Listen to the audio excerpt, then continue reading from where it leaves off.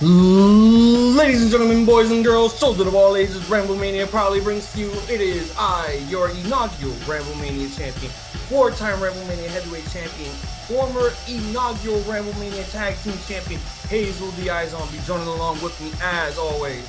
It's your boy, Jay Savage. Let's go!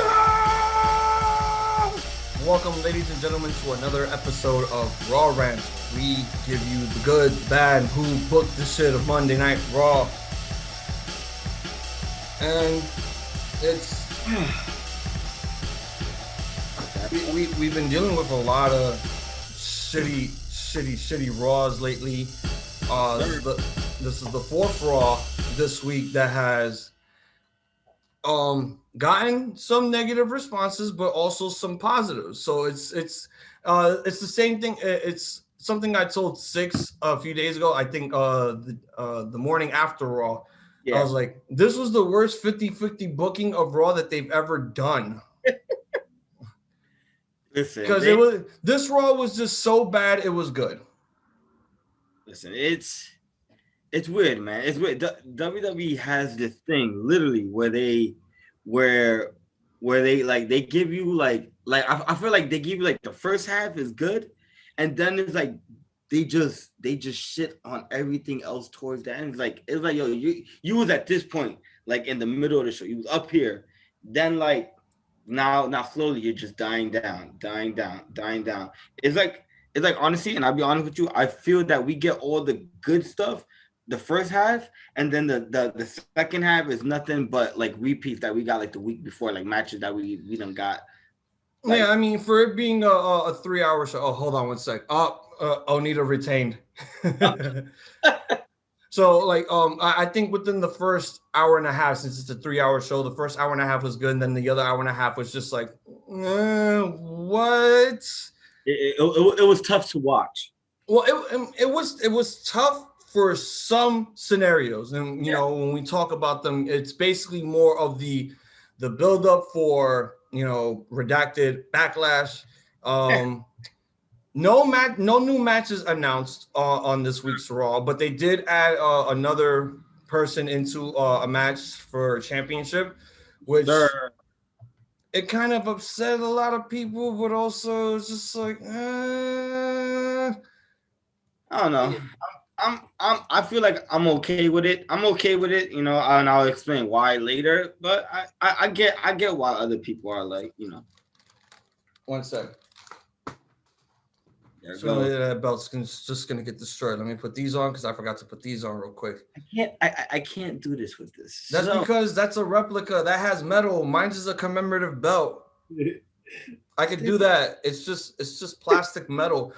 So, before we do get into Raw Rants, we do got a lot of things that we do want to talk about. You know, some topics and some news and all that other shit. And you know, last week, my twin was not able to join me on the second episode of SmackDown. So we had TJ the Great.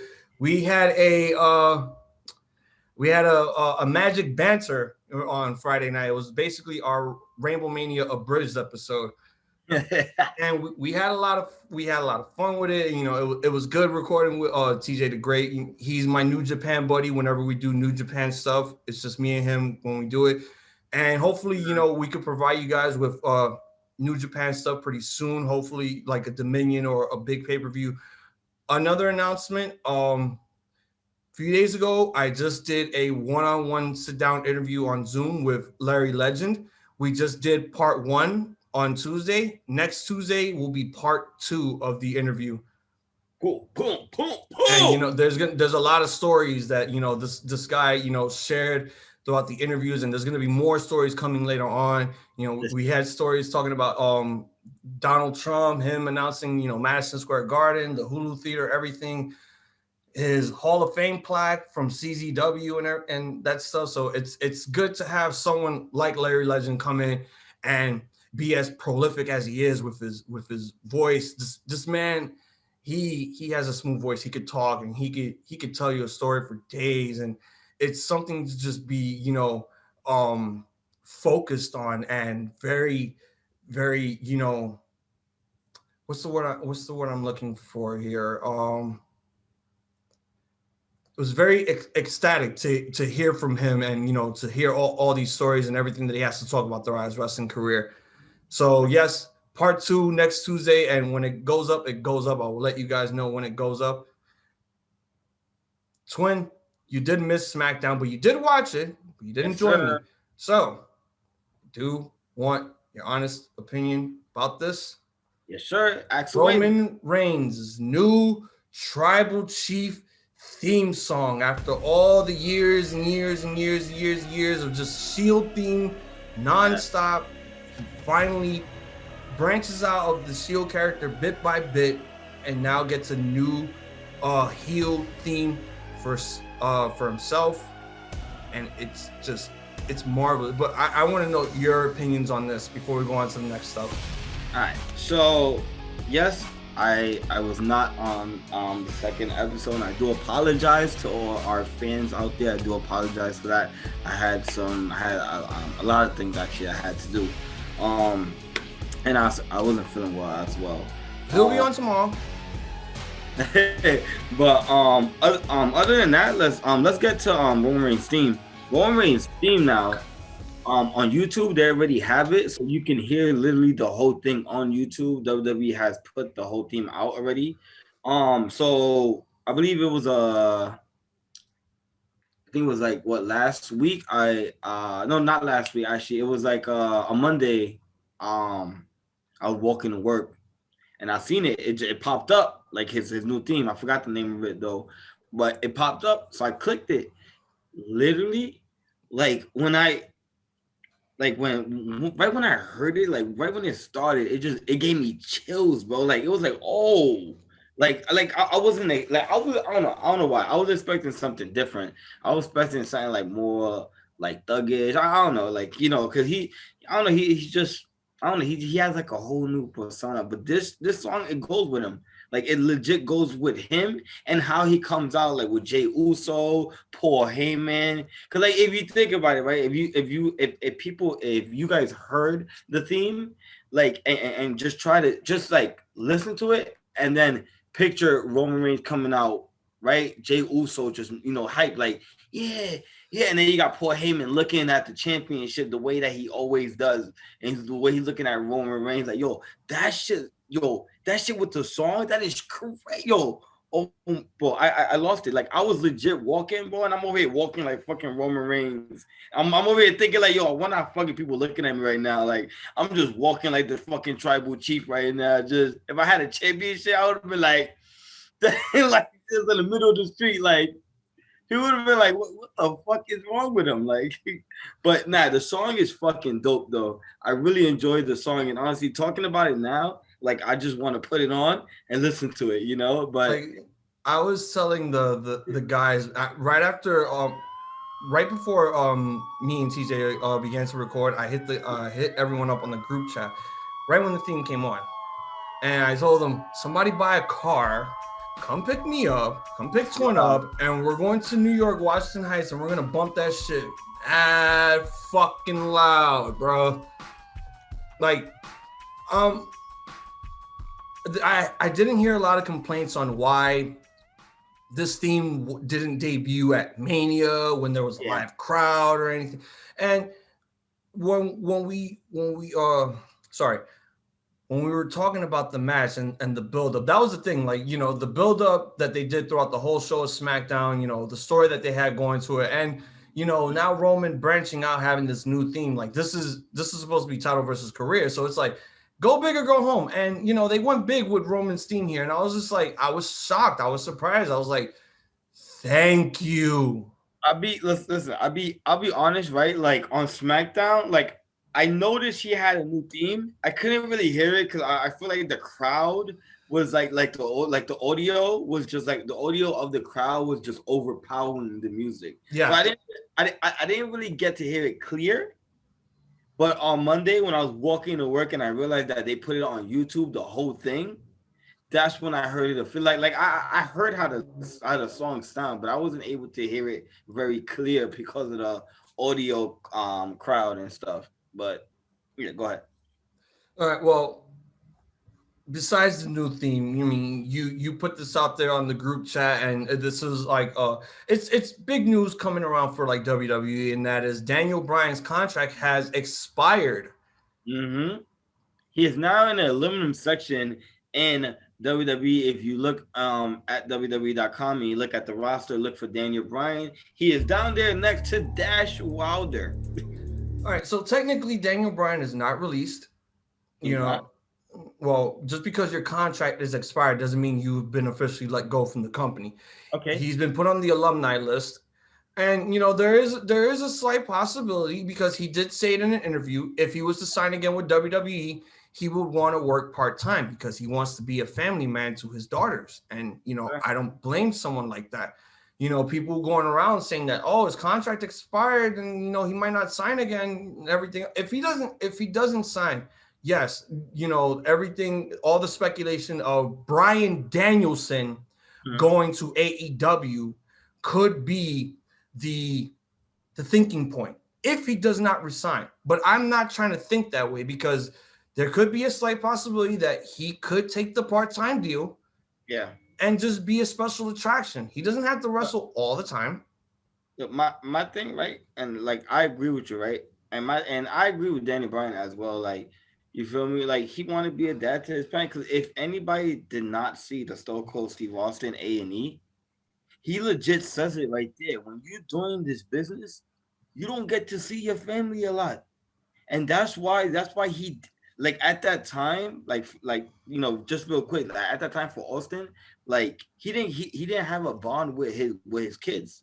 Yeah. He just now started to build a bond with them. Now look at that. Look at the age that he is now. He is now starting to build a bond with his kids. So, Danny Bryan wanted to do part time for people that are complaining about it and stuff like that. Because I'm pretty sure there are people complaining about it. Well, Yeah. you got to see it like that. You got to see it that this guy does not get to see his family as much, and he wants to be able to. He wants to be a part of his kid's life. So, And so, I mean, and even if he goes to AEW, it's basically the same thing. He doesn't have to wrestle on weekly shows. He could be a special attraction for like pay-per-views for people that want to, throw their dream match, wet dreams, into the totem pole of AEW matches. Yes, that could be another opportunity. There could be rumors saying that he might go back to New Japan. Who knows at this point? But don't think at the very moment that just because his contract is expired does not mean that he's like immediately going to AEW. Yeah. It's not that. It's just he's gonna have a lot of time to think about what he needs to do with his life and his career. Wherever he goes is where he goes. It's as long as the money's good and the days are good for him. Listen, I don't think. Listen, everybody's going to AEW, man. There's so many other companies, man. Literally, there's so many other companies, bro, that he could like work with, bro. Like, literally, bro. Like, I get it. Like, at this point in his life, it's about honesty, and I'll be honest, man. At this point in his life, bro, it's about money, bro. Like, what's gonna, of course, like leaving WWE, WWE gives you a lot of money. Let's be honest. Like, to certain wrestlers, like those main names, and Danny Bryan's one of those main names, man. He may not get paid up there like OD, but he get a good amount. And he's expecting, like, if he's gonna leave WWE and go somewhere else, I'm pretty sure he wants like either the same or a little more. I mean, I honestly, I don't really think Daniel Bryan cares about the money. I think he just wants to wrestle still. And if WWE is not really going to give him, the opportunity to do a lot of things that he wanted to do, like for instance, I mean, we had the match between him and Nakamura, but it wasn't an empty arena match. I kind of want to see that when there's a live crowd. He still has time left. Maybe this is just an angle for now, so he could take his break, come back, and whoever's Universal Champion, he could face them again one last time, and then he could be gone. So WWE has to announce something. They have to announce this officially, honestly. Like, once they announce this officially, like, if it's legit, if it's legit and they announce it, honestly, we could expect to see like Danny Bryan at any pop up on any show, literally, because he won't have a 90 days clause because he did not get released. They released a teaser for us of Brian Pillman Part 1. And, there was a lot of stuff about Pillman that I really didn't even know. I didn't know he had more than just one. I thought he had only one kid. I didn't know that he had multiple wives and everything. His strength coach was basically like, he was the highlight of the whole show because he talked to everyone like he was a drill sergeant, and that was really cool for him to do. Austin being on there was great. This this part right here. Go ahead. This the part. Listen, one of my favorite parts that they spoke about was when he was able to get Eric Bischoff to sign those papers, making it think that it was it was just part of an act that he was doing, not knowing that it was really for him to jump ship and go to WWF at the time. Yeah, I mean that was fucking sick, and I was fucking smart at that man, yo. And we got to know more about his life within his kids, his the women that he had kids with, his second wife, going through a lot with her being stabbed by a groundskeeper in Atlanta, and then committing suicide after everything that was going on with Pillman's third wife, who is still alive to this day. And you look again, before she looked really fucking high, and the after, it's just like, what did you do to yourself? Like it looked like, I don't want to give her any shit because technically she did a lot of fucked up shit throughout the time that they were together and everything that happened between her and the second wife. She was a very manipulative and evil person, and and talking to about it now, she regrets everything that happened there, and she was in the wrong for all. And she tried to make it seem like she wasn't in the blame. Like, woman, you were in the wrong throughout most of that entire scenario with Rochelle, and that was kind of fucked up. When she even said on the phone, was like, even your own mother says that I would be a better mother than you. Like that's fucked up. To have like the second wife's mom tell this girl that on the phone, like that's fucked up. No, it was like, yo, like even like I was watching it with Nikki or whatever, and like it was like, yo, like like I get it, like she's sorry for the stuff that she's done, but yo, you really fucked up people's lives, yo, like, and some people honestly can't forgive, man. Yeah, the second daughter is really like, she's never gonna forgive her for that at all. She hates her to death. Yeah, she showed that she's never gonna forgive this lady. Like, she don't care about her. She hopes she fucking like die. She said that she was like, she don't know how she's fucking still alive. Like, yeah, this lady, she's like, she should have been dead years ago. And that's Brian Pillman Jr.'s mom too. Part 2 will be next week. But what I found out within this series is that there's more. I sent it to you guys a few days ago. There's more to season 3 than what we're getting right now. Like, they're doing this in here's part 1 of season 3.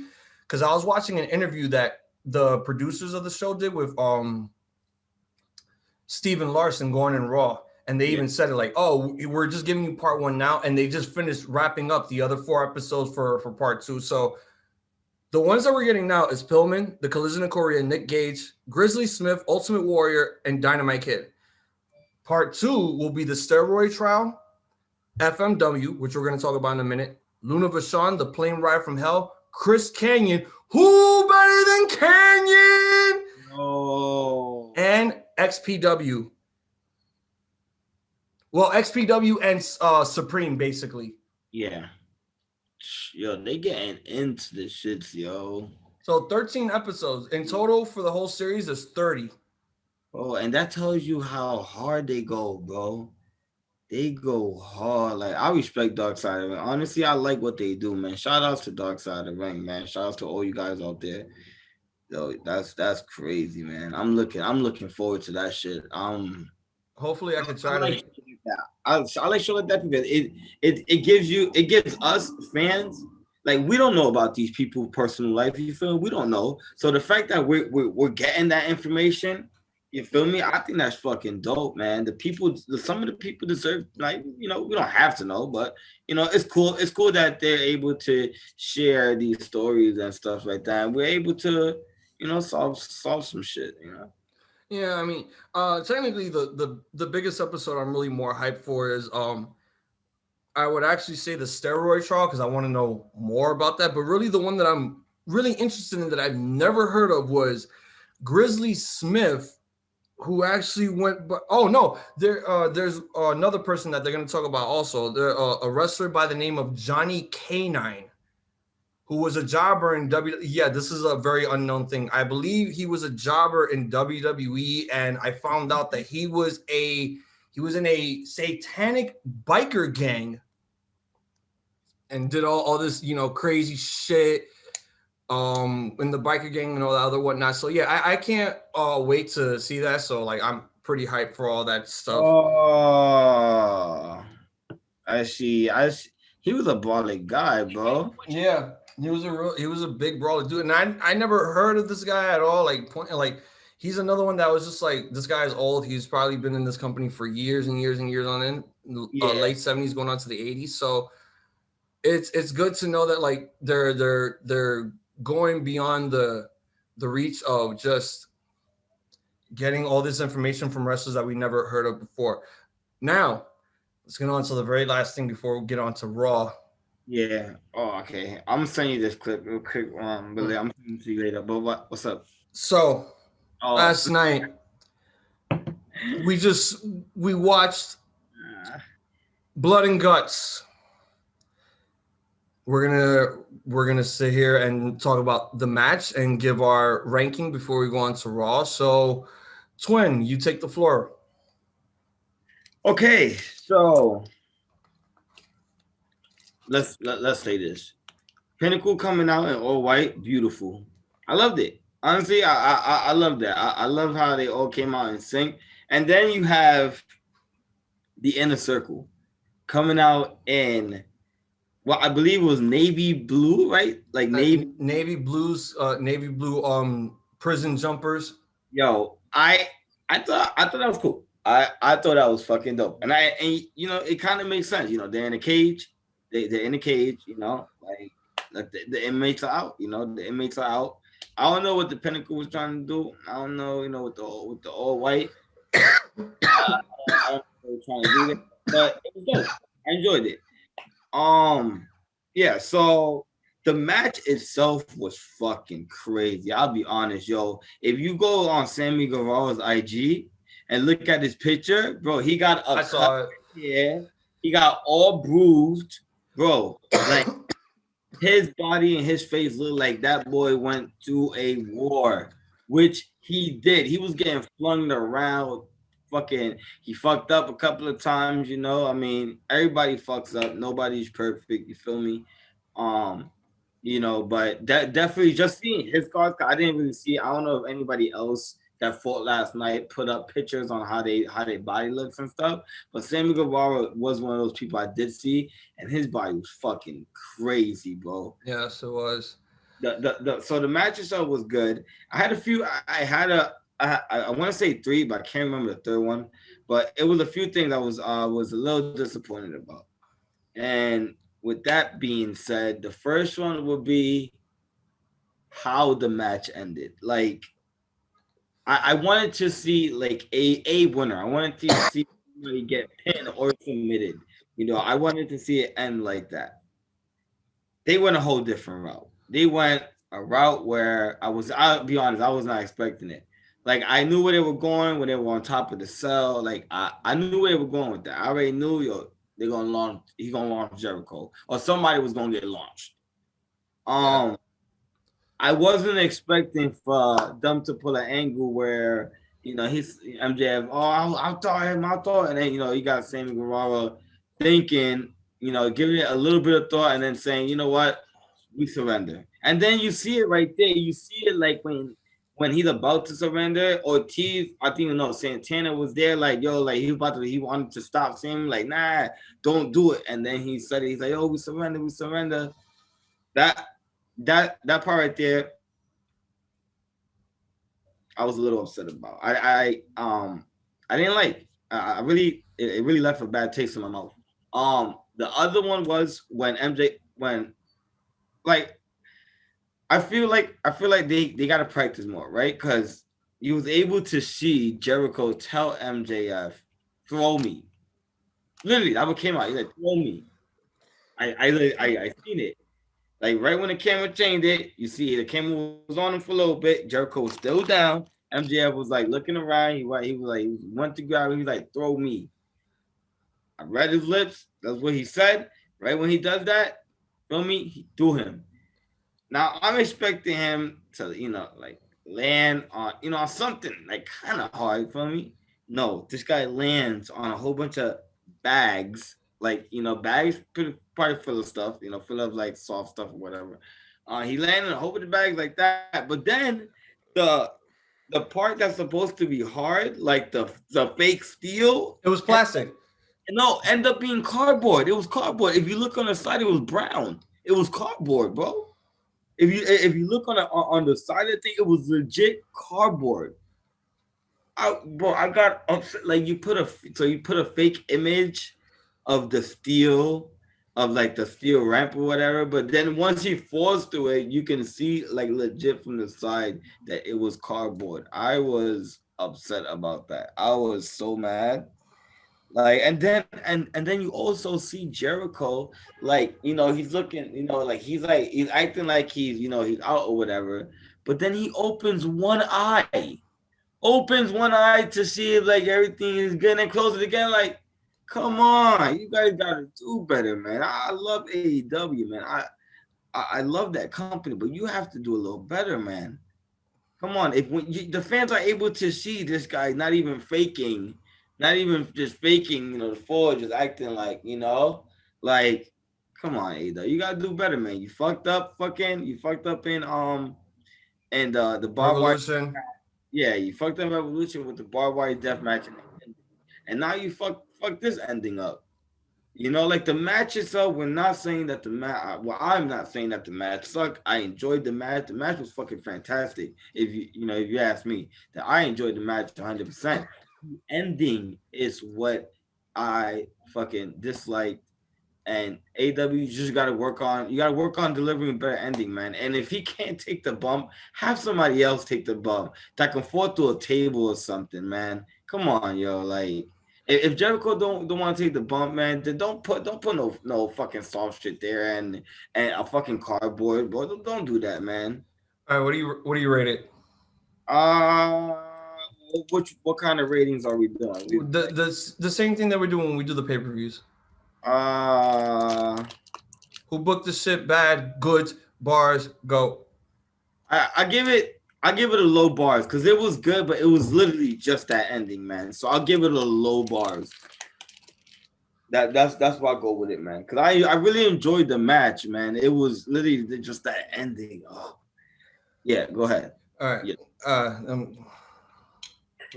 I need to take this off. Where's my beer? Where's my beer? I got some. This might go on Banter Club because I'm asking them to put this on here because like I wanted to make a cameo about this. So nope. Cigarette because I got a lot of shit to get off my chest. Hey, go ahead, brother. All right. So here we go. Build up to this whole match from MJF debuting the Pinnacle, to them, beating each other up week by week by week by week, then doing that promo, the go home show before Blood and Guts. It was a really good promo and all that other shit, and it was great. We get to the match. First of all, I loved how the Pinnacle came out in all white. I mean, all white is supposed to be for the baby faces, but the only reason why they came out in all white is because you knew right then and there, those guys were going to shed color. They were going to crimson. They were going to go all out here. They were going to crimson mask each other. They were not going to blade. They were going to stiff each other. And a lot of people did. We saw it within the first minute of the match too. And I'll talk about that in a minute. So Inner Circle coming out with prison jumpsuits. And there was a huge Easter egg there. So I'm guessing all 5 of them, because I know Santana and Ortiz have been arrested. All 5 of them have been arrested and have been in correctional facilities. Well, technically, I mean, Chris Jericho, yeah, he has been arrested. He has been in lockup dozens of times. Jack Swagger, yeah, because of his arrest with the weed. I didn't know nothing about Sammy Guevara being arrested. So I think it was a nice little touch there that, you know, they brought some real life tension. Even if it's in their outfits, they brought real life tension into this whole match because these guys are coming in. They're going to come in hard. They're going to come in like it's a prison yard fight, and there's no holds barred right now. Yeah. When the match starts, first of all, I liked the whole thing where, you know, they had everyone coming in a minute. There was a 3-minute gap at the first mark. Mm-hmm. Mind you, there was already color within the first 2 minutes of the match. And they literally everyone started exchanging blows. But then when everyone got into the cage and Pinnacle on one ring, Inner Circle on the other ring, they're charging each other, and it's a noble war. I mean, yes, there were some botches here or there within the match, but let me tell you right now, false advertisement, blood and guts. There was blood, no guts. No lies. There was. There was blood. There was lots and lots of blood, but no guts. That's false advertisement to me. Okay, now let's get on to the negatives on this shit. Number 1, the finish. I did not like the fact that they allowed a surrender stipulation into the match. It should have just ended via pinfall or submission. I would have not mind the whole submission thing. Mm-hmm. It would have been fine. Just end it there. That way, you know, it would actually feel like it meant something because these guys are beating the living shit out of each other. They're in a bloody pulp. So yeah, someone has to at least tap out or faint within a submission. Mm-hmm. Sammy Guevara surrendering for his team made not only him super weak, but made the entire faction of the Inner Circle look weak after that promo that they cut saying that they're not going to stop. They're going to give it all that they got. They're going to go to war and all of that just to give us this sort of cop out, bro. Like that was the one thing that upset me the most, that it ended like that. Number 2, yes, the crash pad. It was very hokey. I think they never should have used the crash pad to begin with. They had 4 separate squares on the top of the cage. They could have had at least somebody besides Jericho being on top of there fall through the cage, making it feel more impactful and more Hell in the Cellish, like the Attitude Era and all that stuff. Yeah. They didn't do that. Instead, they pulled an Armageddon 2000, but instead of some hay, there was a plastic crash pad on the center of the stage. Mind you, fucking Cody walked through that shit, and he had to walk very slowly because he knew that was a trap. Thank you. And yes, a lot of people should have said like, "Oh, Jericho should have went through the top of the cage." And I said, mind you, Jericho is 50 years old, and yeah, if we knew he was gonna do this, then yes, there was a possibility that he had to fall through that crash pad. But it should have not been that way because it made the match look lackluster in the end. Number 3. What's the third one? And this goes with 4 and 5. Stop trying to be like WCW and giving us high-profile pay-per-view matches for free because you couldn't, because you feel like you don't have time to put this on a fucking pay-per-view. This could have been in Double or Nothing, and it would have been fine. It would have been fucking fine. They did this to boost a rating because they try to do a publicity stunt. No, another thing. Enough with the fucking commercials. I get it when people watch it on Fight, that's fair. You have all you have everything to watch on the Fight app. It sucks for us when we have to watch it on live television because we have to see it in picture-in-picture. There was one time where it went to picture-in-picture and then it just went straight to commercials. So everything that we missed within those 2 minutes, we didn't even get a chance to see. Like for instance, them tearing up the ring and all that other shit. Yeah, that was one of them. Yep. So it was just like, there was a lot of problems with this. It was annoying to have to deal with the commercials. It was annoying that this had to be put on free TV just to boost a rating. This was just not the best. It was a great match. I love the match. It was everything that I, was expecting. but everything that you did throughout this match was completely and utterly fucking wrong. They went on commercial like 5 times. They did it 3 times. Within the 40-minute match, they did it 3 times. One time it was a regular commercial. The 2 times they went picture in picture.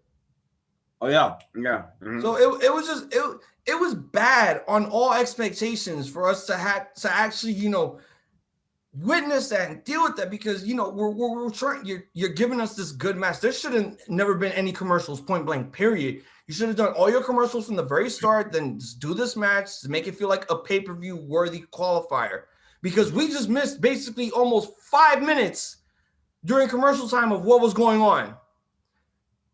Solid bars. Get to solid bars for me. Okay. Great match, but you really have to learn how to book this shit correctly. Stop trying to do your WCW playbooks. Stop trying to do WWE shit. Think of your own stuff. You could have done this on Double or Nothing. We would have been fine with it. All right.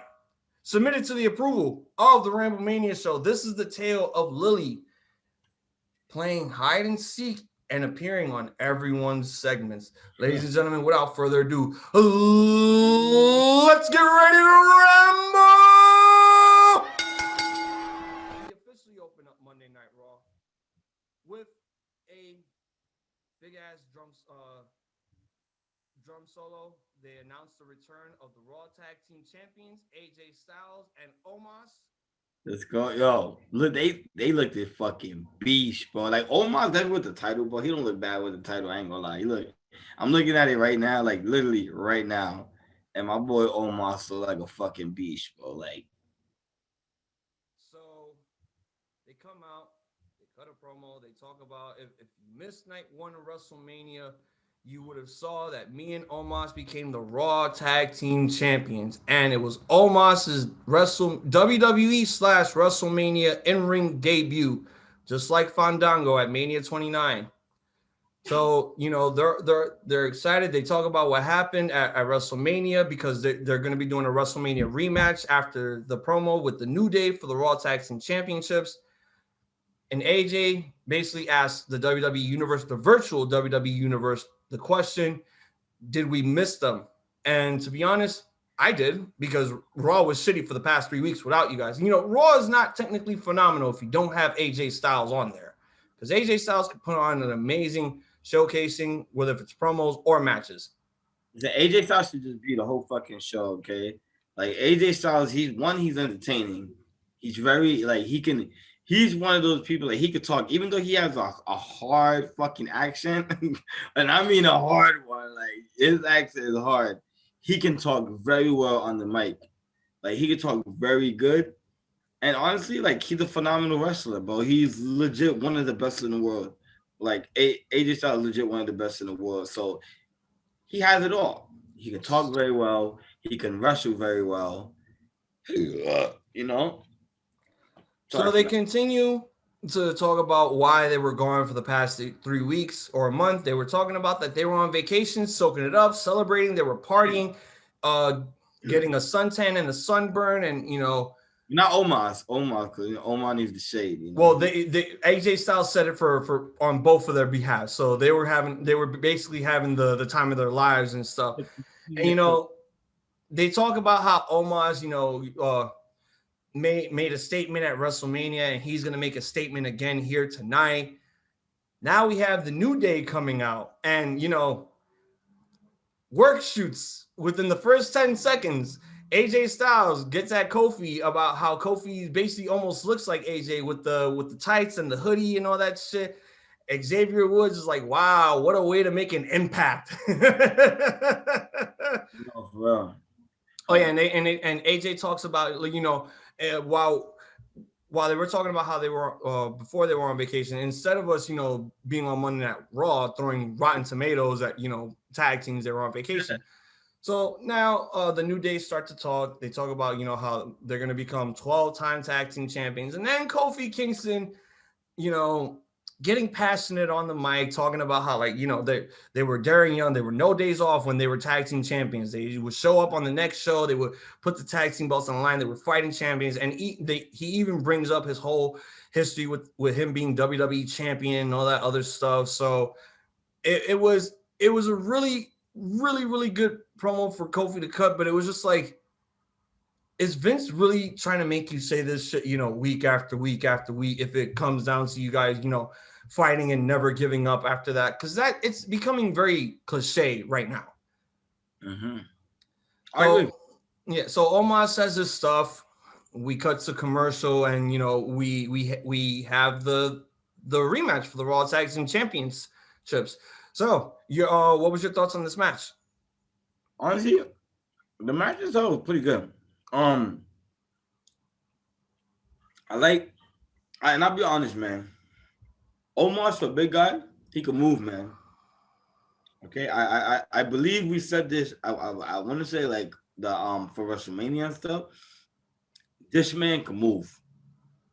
Like you see people like Great Khali.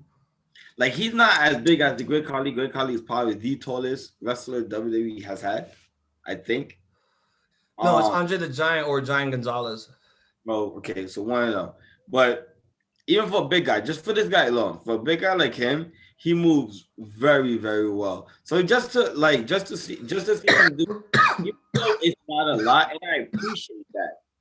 Like let's be honest about that. I appreciate that Omos does not do a lot. He's a big man. He doesn't have to do a lot, and they don't make him do a lot. So I do appreciate that. With this, and in this match, honestly, like we get to see AJ Styles and Kofi Kingston go at it. Two of like WWE most athletic, wrestlers. Like Kofi Kingston, he can do pretty much like anything if he wants to, and AJ Styles could do the same. But this match pretty good, man. Seeing both tag teams like go at it like was good, but honestly, I feel like I can take maybe I want to say like two more matches. I can take two more. I feel like 2 more weeks of this team going at it, and then honestly, it's like, yo, let's move on. Yeah. Let's. Who else you got for this? Cause who else you got for AJ and Omar's? Cause it's been cool them going against New Day, but if they're gonna keep on beating New Day, I feel that just end the rivalry and let's move on. Let's see what other rivalries we can get. But the match itself was good. It was solid. They had a few spots here and there, but I believe AJ and Omos wins, right? Mm-hmm. Okay. Yeah, this was a good match. Again, Omos being limited with what he could do, that's fine. He's Yeah. not fully trained yet to, take a bump or any of that other stuff. So he did pretty good here, for his Monday Night Raw in ring debut. Hell You yeah. know, um, I agree, I man. mean, this match, it was a really good opener. Hmm. Uh, I mean, yeah, it was a WrestleMania rematch because I don't think we're gonna be seeing this at Redacted Backlash. So I figured this was just something for them to give us for the time being. Something after giving us 3 weeks worth of bullshit. So it's good to change it up a bit. But also it's like, New Day needs to stop going after the tag team belts. Now other teams needs to go after it. And I feel like it's either going to be close to like the Viking Raiders or Rated RK Bro if they still continue that whole tag team shtick. Yeah, That's so AJ Styles wins with a phenomenal forearm, pinning Xavier Woods.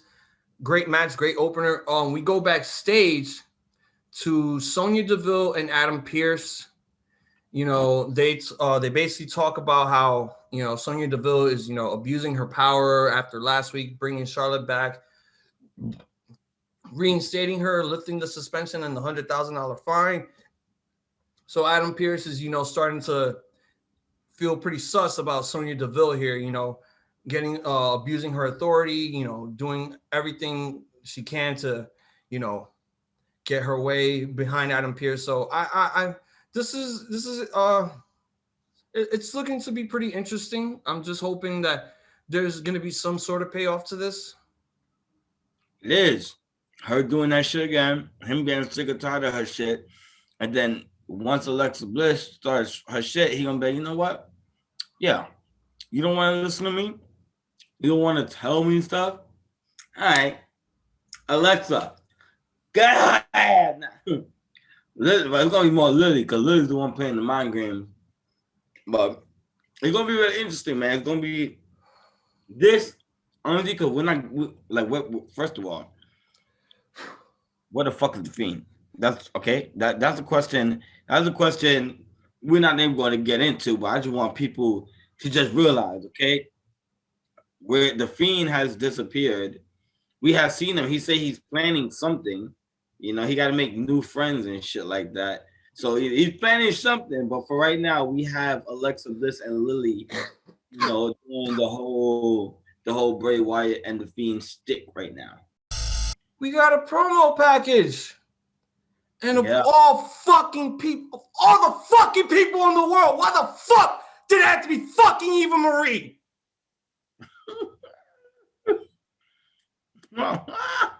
Like, just why? Just fucking why, bro? Listen, like I told you earlier, man. She was a shitty wrestler when she first started. Right, she was shitty as hell. But like I said, we don't know if she's been practicing wrestling. I know for sure that she's been doing like inspirational stuff. She has gotten an amazing shape, you know, but it's like to what you said earlier. Even though you are in amazing shape, that doesn't mean that you are good in the ring. Yes, even if you got into great shape and if you got back into fitness, it's still not gonna make you a fucking great performer because you sucked before, and even if you come back, to me, you're still gonna fucking suck because until she proves you wrong. Even if she does prove me wrong, like she's practically out of every female person on the WWE roster, I can respect everyone that's on the roster right now, but Eva Marie. Wait, so Lana is better than Eva Marie too? Yes. I'm sorry. Because she actually stuck around and continued. She could have left with her fucking husband, but no, she stuck around. You're right about that. Again, bro, it's just like, you know, even if Eva Marie does all this fucking training, does all this shit to come back just to, you know, get a good rub and all that shit, it's still not going to mean anything to me because I don't care about your first run. Even if when you do come back, I'm never going to respect you. I'm never going to give you any props. My thing, the most thing that I'm more disappointed about, and I'll be honest, is that you let go Billie Kay and Peyton Royce, the Iconics, somebody that you guys put over, that you guys believed in. They were tag team champions for a little bit. I believe that their reign as tag team champion was fucking dope. They were funny. They were entertaining as fuck. And they did pretty well in the ring. But you released them too. And then bring in Eva Marie. That's what I'm upset about. I'm going to wait until she debuts in the ring and show me what she can do. Until then, I will give her, you know, congratulations, you're back. But now prove us different. Show us that you improved in your wrestling. Yeah, you look amazing. You're in amazing shape. You feel me? But are you a better performer? That is the question. Are you a better performer? That's it. So we come backstage. Kayla is about to interview MVP. Again, like this guy's been like on every fucking segment of Monday Night Raw. He's a hardworking man. WWE MVP champion. and Bobby Lashley. You know, they talk about their Bobby Lashley's match with Braun Strowman tonight, and you know, they say the same old song and dance. You know, Braun Strowman is not going to walk out of here tonight alive. He's not going to make it to WrestleMania Backlash. The same goes for Drew because he faces Drew next week. the go home show before Redacted Backlash. So yeah,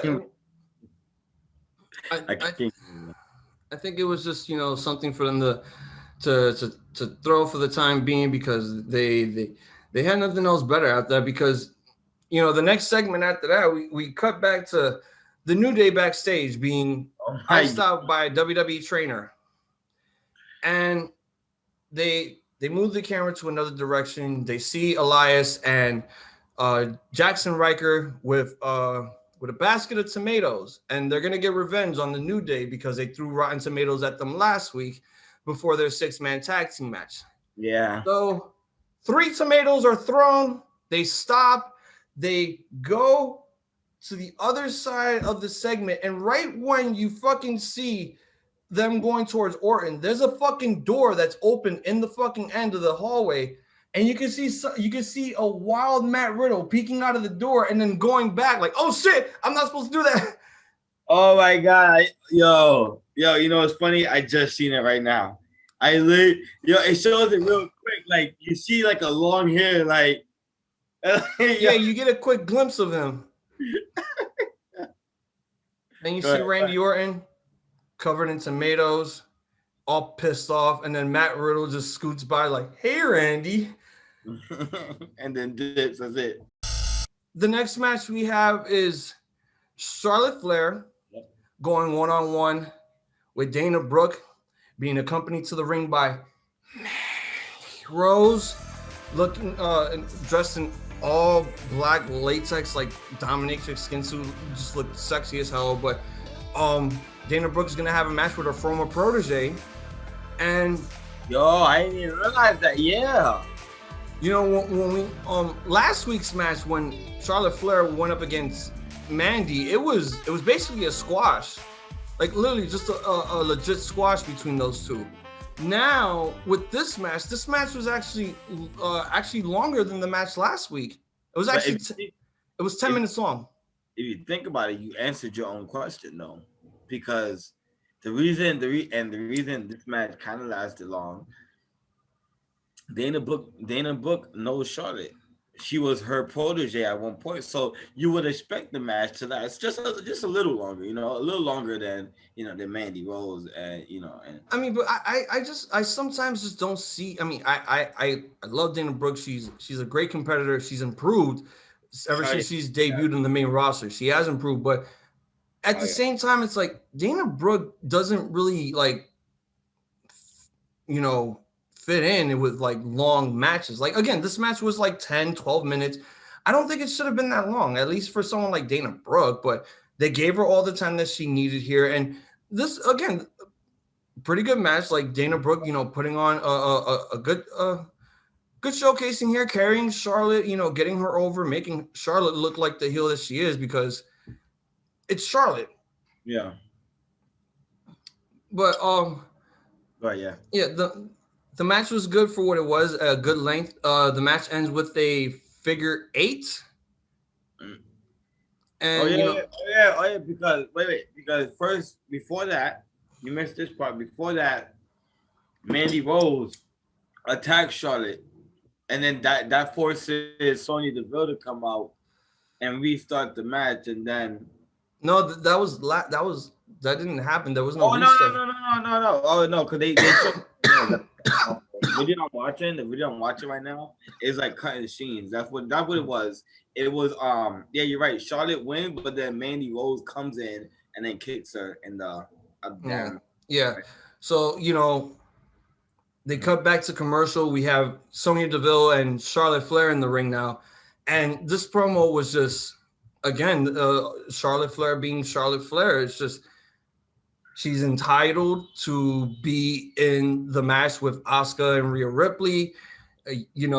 She's basically telling Sonya Deville to do the right thing here, give her the opportunity to participate since she didn't participate at Mania. She deserves the right to be in this match and everything else, and be fair to Flair. It's just, oh my God, it's annoying and cringy knowing that this is what they're gonna make Charlotte do every fucking week. Like, yes, she is basically the female ultimate opportunist. not only is she the opportunity, she is basically like proclaiming herself as the opportunity. Even if like she was champion or not, facing Charlotte Flair is the opportunity of a lifetime for her. Okay. So Sonya Deville abusing her power again makes the match official. Becomes a triple threat between Rhea Ripley, Asuka, and Charlotte Flair. Rhea Ripley comes out as like she's not having this shit. Like we're not gonna do this, all this other stuff. Asuka comes out after, says this is all bull crap, but she doesn't care what the outcome is because nobody is going to beat Asuka. That is that in the third.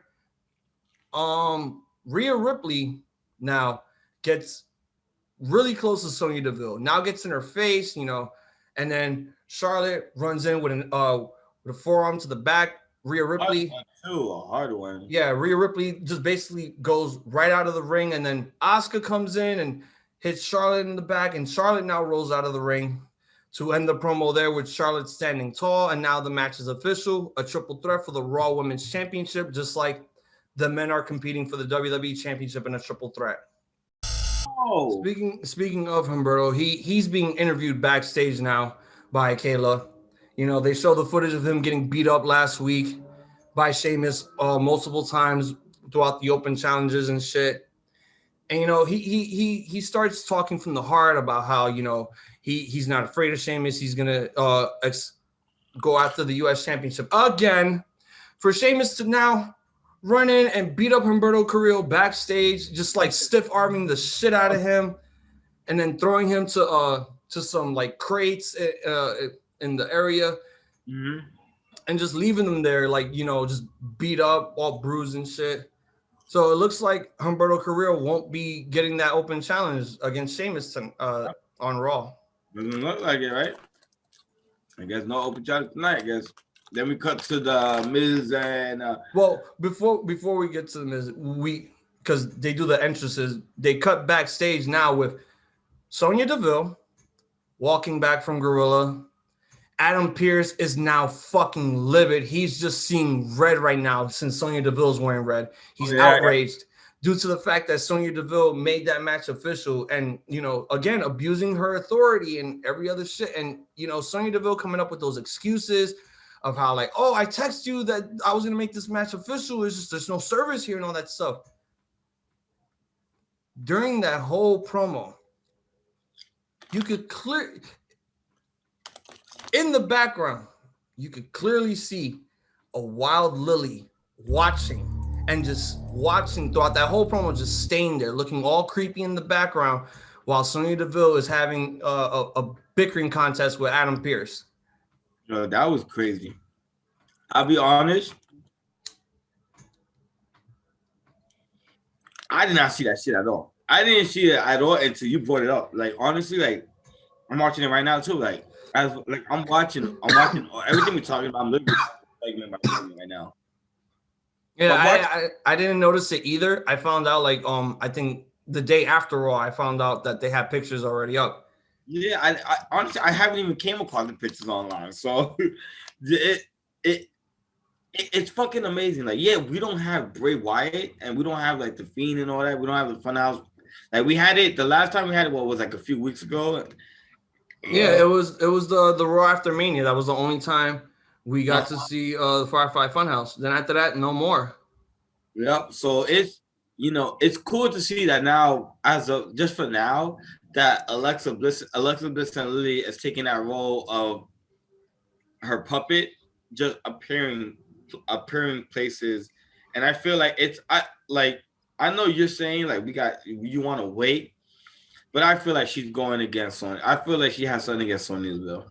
Well, I mean, when we talk about the Playhouse later, there's a possibility, like I said, like it could be Sonya because they've been putting some teasers and spoilers out there. But that could also be a red herring. It could be someone else. Like, who knows? People are saying it could be Rhea. Yeah. We just don't know until we see for ourselves. All right, now we go back to the ring. We have The Miz and Morrison. John Morrison is going to be facing Damian Priest one-on-one. The Miz gets on the mic, cuts the same fucking promo as always. You know, how he's this big reality TV star, you know, talks about his movie career, all of his accolades and whatnot, from WrestleMania to two-time WWE champ, like all the time. It's just like, again, you've been saying that every fucking time. It's like, can you think of something different to say? And throughout that whole time that Miz is talking, John Morrison is trying to, you know, get in the conversation. You know, they, you know, being disrespected, and, you know, how the Miz being treated and everything else, you know, because of last week with the Rotten Tomatoes and everything. John Morrison is like, what about me? What about John Morrison? And then Miz just keeps going on talking about himself. And listen, go ahead. No, go ahead, and then I'll continue. All right, now I enjoy this segment. I enjoy like the, you know, because honestly, let's be honest, the Miz is the only wrestler to complete Grand Slam champion or win all twice in a row. He's legit. Like, so me, I don't mind him talking about it. It is getting a little annoying, but I don't mind it for now. I don't mind it because it's an accolade that nobody else has. Legit, like it's an accolade nobody else has. So talk about it as much as you want, but don't do it too many times. That I enjoy it, but definitely, and I think I seen it last. I think I started last week where I seen it, where the Miz was doing the promo and then Morrison was saying some stuff, and then like Miz was just straight up ignoring it, like ignoring it and went and kept on going. Like, this is gonna be the end. This is the starting of the end of the Miz and Morrison. This is it. Yeah, this is gonna be the end of the dirt sheet part 2. But except this time, I think the first time when they did the draft and they split them up, I think Miz was the one that turned heel. Mm-hmm. So Morrison has to do it. Yeah, I would say Morrison, but I don't think it'll be Morrison. They're gonna make the Miz do it again, just so now they can finally do this storyline, since we couldn't get it the last time because of the draft and shit. All right, so yeah, again, there's some dissension going on there. John Morrison needs to face Seth Rollins, because what the hell, Johnny Moist Drip. He has drip on the side of his hair. He has drip on the top of his glasses. It's just, it's so Johnny drip. Yeah, no lie. It's so John Morrison, because it's John Morrison. He could have many names and he could get them over, but it's just like WWE makes him feel like he's going through this midlife crisis and shit. Yeah. And now we get the match. Damian Priest, again, we talked about we just said that Damian Priest has like pyro, but we didn't go into full detail on the pyro. Damian Priest, you know, has updated his entrance and everything. When he shoots the arrow, fire comes up, looks awesome, and you know, fire around the virtual Thunderdome screens, and the LED of Damian Priest there is just so illuminating, but it's awesome to see that. And then we have the match. What were your thoughts on this match? All right, before the match, let me just say about the entrance real quick. Yo, no lie, when he be in the ring, when he be doing that, like yo, he go, I be doing that exact same shit. Yeah, I love that shit. Like that shit I love. But the match, all right. So who we had? It was Morrison versus Damian Priest. So yeah, the match is pretty good, honestly. Honestly though, yo, Morrison still got it, man. Like Morrison is just, he's like, you know, he's very like, I'm looking at it, yo, Spanish Fly, a Spanish Fly, bro, on a big guy like Damian Priest, bro. Come on, bro. Like, yo, that tells you right there, bro. Like, yo, Morrison still got it. I feel like Morrison is one of those people that should have a championship around his waist already. He should have at least what's the title on Raw? What, US? The US? He should at least have that. He should at least have that around his waist. He's very athletic, and honestly, he just like he does okay on the mic. He's not like the Miz on the mic, but he does okay. But the match itself was pretty good. And then we get We got Damian Priest hitting his finisher, and he hits the lights on John Morrison. 1, 2, 3. The match is over. Damian Priest with another win. And this is my thoughts on this. And and I agree with, some wrestling YouTubers who, talked about this match, like Wrestle Talk, because I watch the reviews like every day. And I love Wrestle Talk for doing this. And I think they were right about this. This rivalry has been going on since the Royal Rumble. We are in May. Can we move the fuck on already?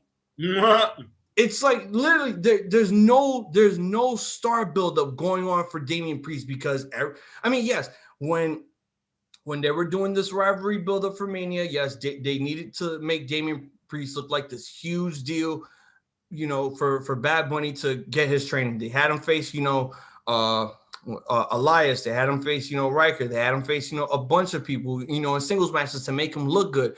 That was good for all of it. But there was one problem with Damian Priest. He was just basically a bodyguard for Bad Bunny, and it just overshadowed his huge WrestleMania moment, which he rightfully deserved here. And I'm proud that he actually got to debut at WrestleMania and, have his moment. But again, there was just one big problem with that Mania match. It was really the Morrison was overshadowed, but Damian Priest was completely overshadowed because everyone's focus was, 25% The Miz, 75% Bad Bunny. Big facts. I agree. Okay. I agree with you there. So, and again, after all that, we thought that, Damian Priest will move on to bigger and better things. Maybe get a quick rub for U.S.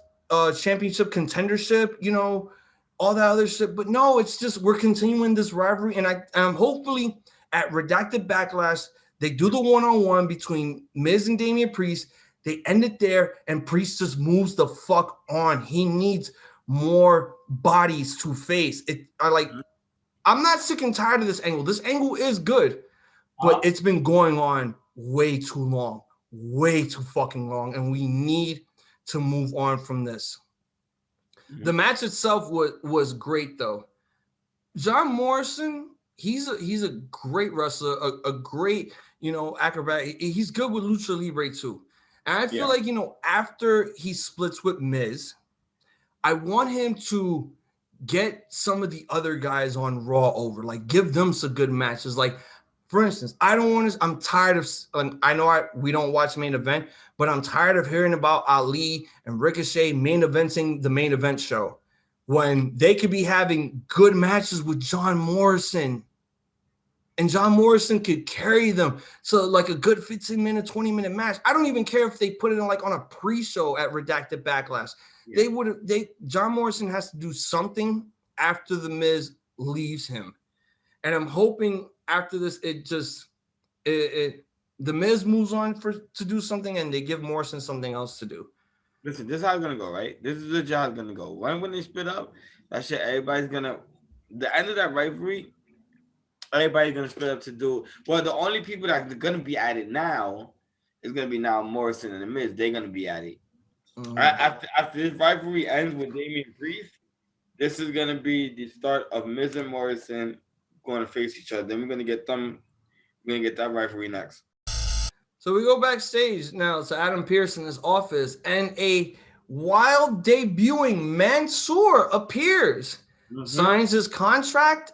And he is now an official active member of the Monday Night Raw roster. Sheamus comes in and he introduces himself to Mansoor. He makes all his jokes. He says all this stuff about him. And, he offers him a match against him to see how good he is on his debut. And you know what? I'm 100% go with this because I really like Mansoor. I like his work. I think he was out of everyone that they signed in Saudi Arabia, he was the most improved and star attractive member on the WWE roster that they ever signed. Yeah. And he has the charisma. He looks like he's ready for television. And, when they put him on Raw here, they did this promo. He looked confident. He didn't look cocky. He looked ready to compete, especially with someone like Sheamus. Because hold on, man, you're going against a champion in Sheamus of all people. Like, yeah, welcome to Monday Night Raw, man. Can't wait to see what you do in that match. Well, he said it. I told you things will get crazy over here. That you weren't lying. That was quick. All right, so more backstage shit with Kayla. She's now talking to MVP again. Bro, that's like what, the third time or second? This is the third time that MVP's appeared. And, MVP just does MVP things. Like he talks about the almighty Bobby Lashley, talks about Braun Strowman, about how he's not going to survive, and he talks about how Drew McIntyre is not going to survive at Redacted Backlash, and Bobby Lashley will become the almighty WWE champion still. MVP, I'm happy that he's getting all this airtime, making Bobby Lashley this huge star. It's good for MVP because it's boosting up his value, and it's also boosting up Lashley's value. The fact that they're getting all this airtime and they're getting MVP all this free reign to talk and build up this match coming up later in the main event, and then the pay-per-view match. It's brilliant. It's fucking brilliant here. My bad. All right, so real quick, right? For that, right? Think about this. What's gonna happen if Bobby Lashley holds the title all the way to Survivor Series, and we get Roman Reigns versus Bobby Lashley, right?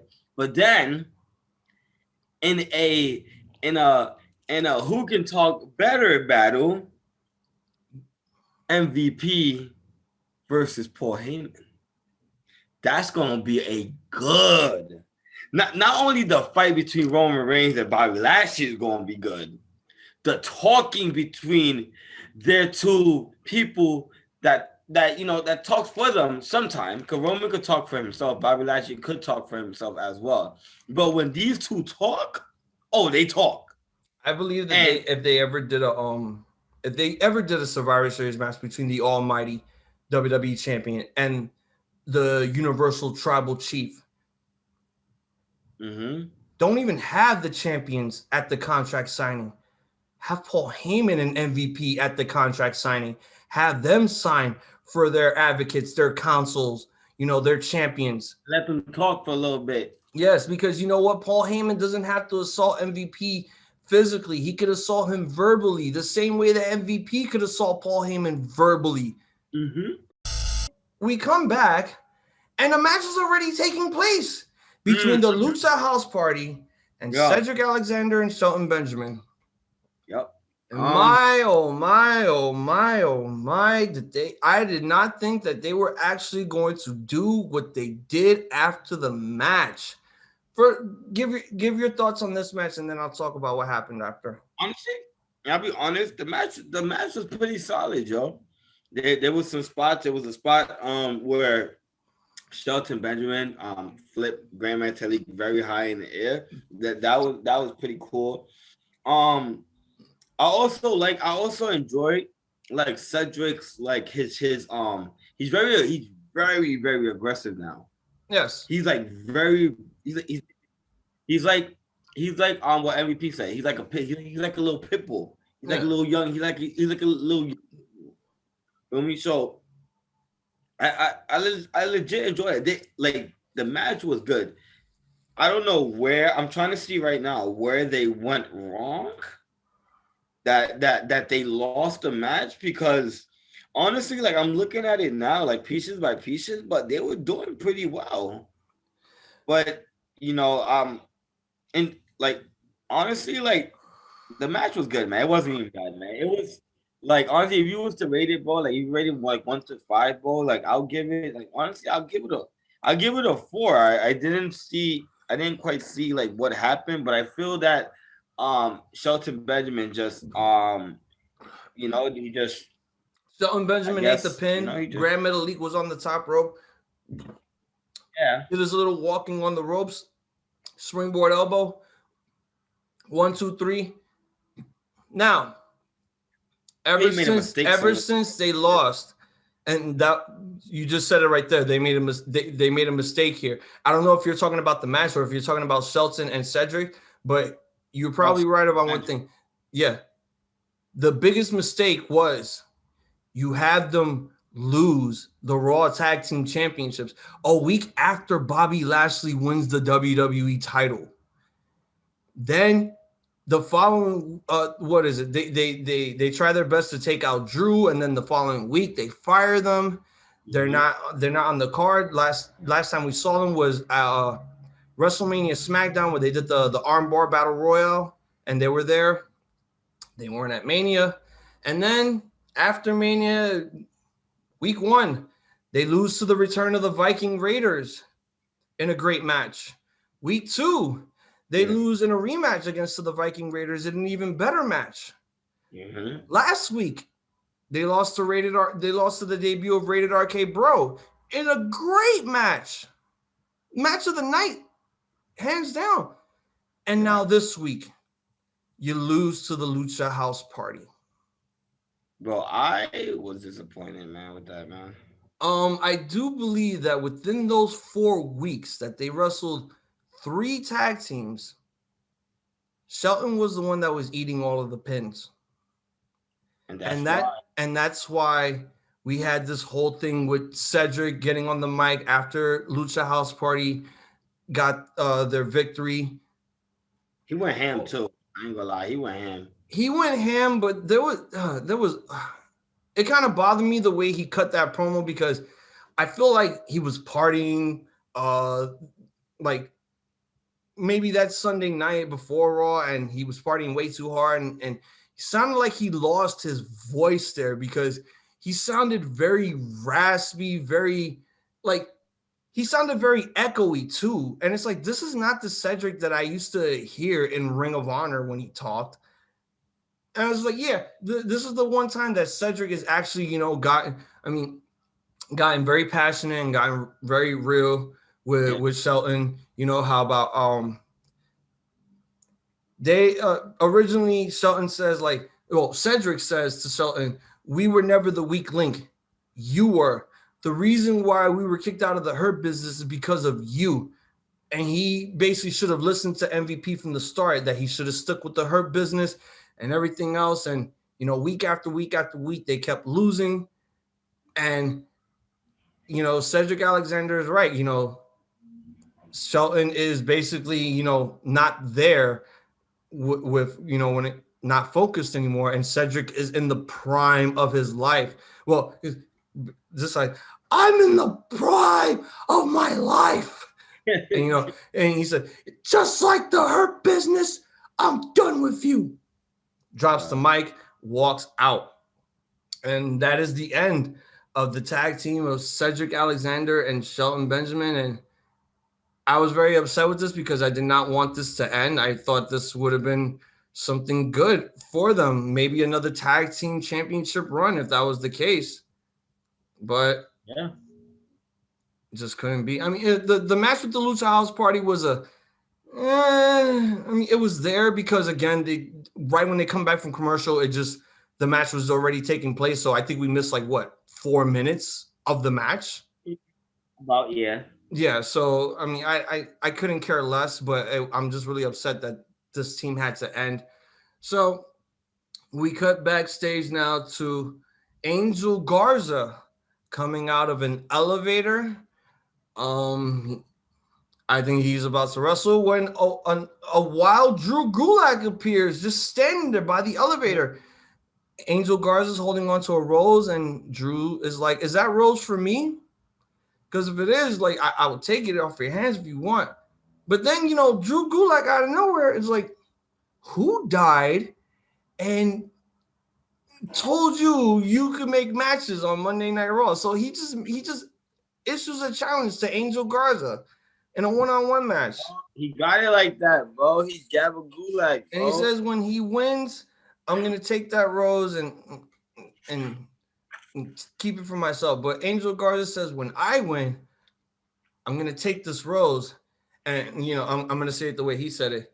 and take this rose and shove it up your ass. I'm just like, what the fuck is going on here? Man, asses to the ass, bro. Well, that's how he said it.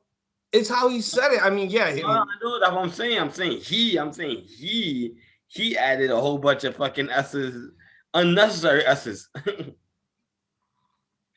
So man, I enjoy this segment. It was good to see Angel Garza back because he's very talented, man, and it looks like he's been practicing his English too. I think it's good to see, Drew Gulak doing something other than chasing the 24/7 championship, which we haven't even seen rarely on Monday Night Raw.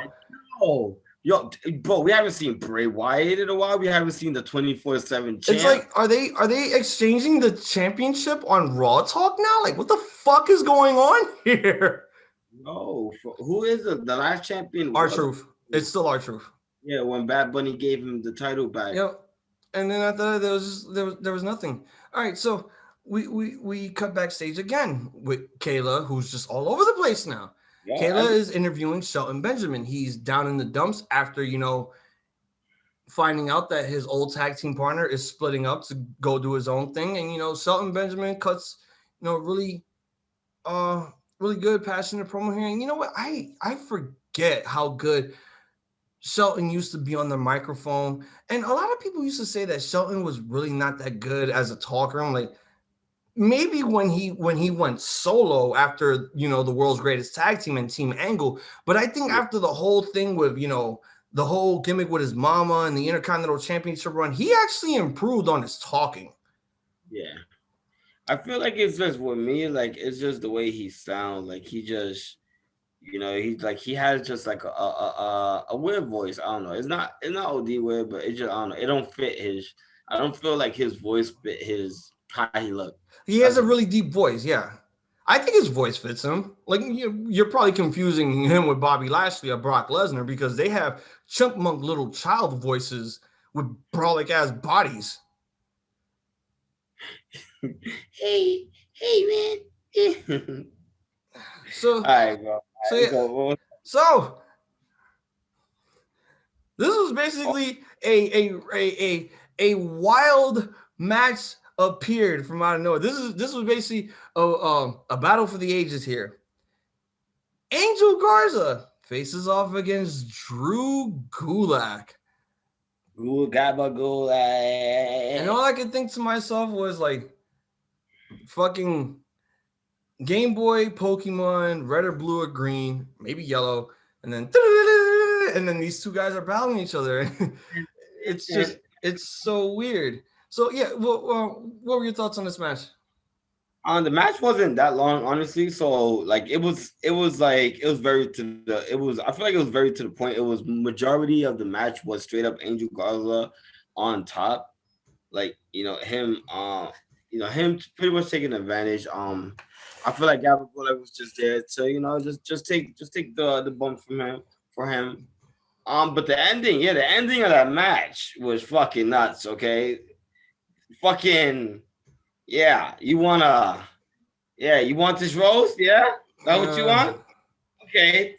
Put it right in your ass. So basically the match starts. The match starts off with Angel Garza ripping off the pantalones and just fucking throws it at Gabba Gulag, and the assault begins. He caught it, but he caught a kick right after that, and the mainly Gulag got some offense here, which was pretty good, but I feel as if they need to do a lot more with not just Gulag, with both of these guys. So I'm hoping they give us with the angle that they had before the match and then this match. I hope they give us another match at the pre-show for Redacted Backlash. Yeah, because this was an okay match. Yeah, and it led up with the continuity of what Garza said at the end of the promo, and he was a man of his word, and he beat Gulak, and he basically grabbed the rose. That I don't know if he was supposed to give that to Nia Jax or anyone, because we didn't see him with Nia Jax this week giving flowers away. So he takes the rose, He lifts up Gulak's tights, and he doesn't shove it up his ass or in his ass. He puts He just like shoves it right there in between the cheeks. Okay, every rose has its thorns, so you're gonna feel the thorns between your ass cheeks and everything else. You know. But you didn't see it though. He gave him a fucking kick to it. Yep. Oh yeah. He gave him a penalty kick right to the ass, which made it look even worse. So good move for Angel Garza. It was a good match, and the ending was pretty fucking cool. It was saying different. I never seen some shit like that. Yes, it was probably the most original thing that they did on Monday Night Raw. I mean, besides Mansoor debuting and his match later on, this was probably the most original thing that they've done. Two guys that are not being used weekly on television, escaping catering prison to be put in this match because there's nothing to do right now. Yeah. All right. So more backstage shit. Except this time, it's Riddle scooting around backstage, just having the time of his life when he runs into the Viking Raiders. Now, I did not know because, I do watch the NFL, but I did not know that the NFL draft actually happened because Riddle talked about it in the promo because, he brought up, the two teams that, they matched together for this tag team to have, are you guys like Vikings fans? Or are you guys Raiders fans? Like, did you guys see the draft and all that other stuff? And it's just like, Ivar, you're cute and like we should get girls and everything. Matt scoots out and he sees Randy Orton there. He's pissed off. He's like, "Hey, bro," and Randy's like, "I'm not your bro." I'm like, "Wow, such Bill Goldberg shit right there." They're shooting on him. That's what they're doing. They're shooting on Goldberg. So I know again, like they did have one match together, but it is true. They are undefeated. They haven't lost just yet. Wow. And, Randy Orton is having his serious face. He's trying not to, crack a smile or break character because he knows that Riddle is the funniest motherfucker throughout this whole thing. So, tonight they're going to have a match between Elias and Jackson Riker after the segment that happened earlier with the tomatoes and everything. Yep. So, Matt Riddle just gets super excited that Randy Orton is just like giving this another shot, like, seeing how this like works between these two. He's like, "Yeah, bro, I'm so excited, bro. Let's do it. I got the matching leathers, like snake speedos and blah blah." And he really wants those snake speedos, bro. I think that's just I don't know if he wants them, but I think that's just something for him to say. And then Randy Orton is just like, look. And he hands him the key. "Keep your mouth shut, boy." And then Randy Orton's walking off, and then Matt Riddle scoots off, and it's just like it's yin and yang between those two, and I like that. One's funny, one's serious, but he could also be funny at times.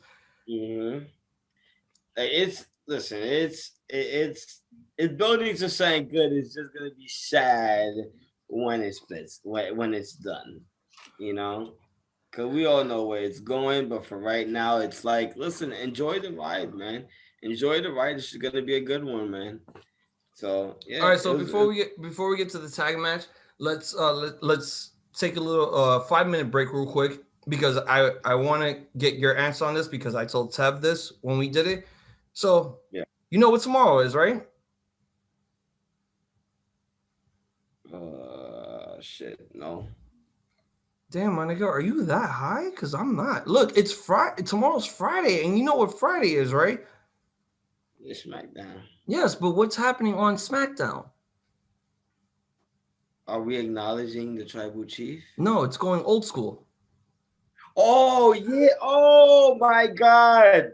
I didn't forget because I just seen it earlier today, but damn, that really passed my mind. Holy shit. So what kind of old school are we getting, though? That's the question I'm going to ask you.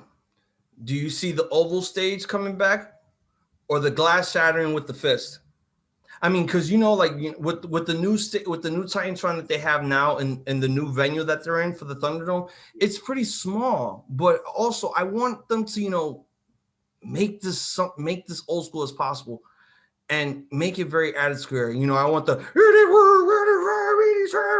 I want that shit back. I want all that shit back, because if they put out the original SmackDown logo that came out in '99, then I know they have to bring back the oval stage. So your answer right now, the oval stage or the fist? Oh man, I ain't gonna lie, man. As much as I love the oval one, man, I was a huge fan of the fist. I loved it when anybody threw themselves off there, bro. Like, oh my, even in the game, like, wow, I forgot Oh, what. here comes the pain. Yeah, yo, like I used to always climb on top, and then just jump off, like, oh man, nostalgia, bro. It's the fist, bro. I would like the fist, but I feel like more realistically, I feel like they could bring back the old one. I said the Like, same. Me and Sarah said the same thing, that like we would rather see the oval stage come back, because again, you know, if when you did the commercial, we yeah, complained about it at first because they did it like new generation, but it's like it came out in '99 during the Attitude Era, which kind of pissed off a lot of people. But also, it's like you're giving us the original SmackDown logo, so you might as well just go all out. Like I said, no LEDs on the rings or on the posts. Bring back the old school aprons, you man, know, yeah. old school posts. Bring back the oval. You know, try to make it as old school as possible. Unless you're trying to do what you did with the prototype, which was use the old Raw stage in what fucking the very first SmackDown that they did before they officially put it on air. So yeah, I'm glad that we got to talk about that. Now we go on to the. That's pretty cool, man. So yeah, we got to be prepared for that tomorrow, because we don't know what we're going to be expecting at 8 o'clock tomorrow night. That's true, yo. Oh my god, yo, what the I totally forgot. That's crazy. Like I'm surprised you didn't know, because like that. I'm excited now. Now I'm excited again. Now I'm like, oh, okay. All right. We have to. And listen, we cannot forget, man, because people don't be wanting to do this. Y'all need to acknowledge Roman Reigns, okay? This man has defeated Danny Bryan. Send them packing. Bye bye. You're never coming back to SmackDown again. Like, that's it. You're gone. So now everybody needs to acknowledge him. That's all. So we have RK Bro, second time tag teaming, taking on Elias and Jackson Riker. Give your thoughts on this match so we can move on to the next stuff. Decent. Well, it's one of those matches that we already knew the outcome. We know who are like. Well, I'm not gonna say we, but I can only speak for myself. I already knew, I already knew who was gonna win here, man. Like the storyline is between Randy and Riddle. Them building a bond. Trying to become like a decent tag team, which they pretty much are. They work well, honestly. They really work well, and it's kind of surprising because we don't really see Randy tagging with people. You feel me? But these two tagging, it's like a well-oiled machine, bro. They don't do bad at all, man. Um, and what I must say that I enjoyed, and it was towards the end. It's like it's almost there, man. The pose, it's literally almost there, man. The pose with Riddle on his knees, and then spreading his arms out, and then because this time, last week Randy walked away when he did it. This time, Randy stood for a little bit, and then once Riddle was done, he walked off. I don't know if you peeped that. Um, Yeah. when he did that, but yeah, it's going, man. But this match was decent. It wasn't bad, man. It wasn't a lot of it. I don't believe there was any botches. I think in this match. I think this match was pretty good, man. It was decent. Wasn't bad. But now it's like, what's next for um RK Bros? Yeah, I mean, it was a good match. It wasn't better than last week. I'll say, again, they're trying to get these guys to gel up, because they're not doing anything with Randy until the Fiend returns and all that other whatnot. So I kind of like that these two guys are actually doing something together, and I don't know if it's gonna lead to them with a tag team title run, but maybe a match at a pay per view or something. For Just the tag team titles, like for the yeah, and then but not win it. Yeah, agree. Just so they could do Much, the, just so they could have the split up. yeah. Sorry, and then have the rivalry after that. It was a great match, but again, it's just like, you know, I got a lot of respect for a guy like, you know, I'm not gonna call him by his WWE name. I got a lot of respect for someone like Gunner in TNA, you know, Yeah. and then you know the whole thing with the Forgotten Sons, and then that whole controversial shit that he had. It was just outrageous. And then the Forgotten Sons are gone, which I actually like the Forgotten Sons. But now with him with Elias, I thought it was actually gonna lead to something, but it's just like, you know, this guy is still in his Forgotten Sons gear. Like, you didn't think they would change his whole like attire Cut his while hair. he was with Elias? Like, what the fuck? He's going bald in the middle of his hair. He needs to go bald. He needs to go like cut his hair. Mm. Um, Yeah, so you know, but again, there's more backstage shit now with Drew being on the mic with Kayla. You know, he's gonna, you know, view the match between Bobby Lashley and Drew McIntyre. No, between Bobby Lashley and Braun Strowman. Braun Strowman appears, and oh well, he talks about everything that's been going on with Retribution. Now they're not Retribution anymore, just T-Bar and Mace. And I thought for a quick second there, I thought Drew McIntyre called T-Bar Teabag for a minute.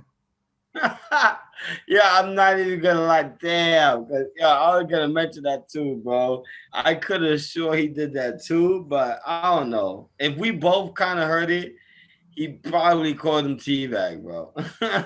All right, so yeah, you know, Braun Strowman comes out, and you know they talk about everything with what they're going on, and you know he says how he's going to destroy Bobby Lashley tonight, and you know go on to redacted backlash to become WWE champion and everything. It's again, this is what I told Six. Like, this was the worst 50-50 booking on Raw ever. Like, they're they're just repeating the same shit over and over and over, and it's like, can you do something different here? We know what you guys are gonna do at the pay-per-view. Stop talking about what you're gonna do at the pay-per-view. All right, we know that already. Now we go on to the debut of Mansoor taking on Sheamus in an open challenge. I think I do believe it was non-title. Non-title. Yeah, the match basically ends in a disqualification because Humberto Carrillo interfered and he got some offense in on Sheamus. And I'm thinking this is going to be a build-up to redacted backlash, possibly between those two one-on-one, or add Mansoor in there and make it a triple threat. Honestly, like I'm looking at the highlights for that match right now. Yo, Mansoor does some nice drop kicks, man.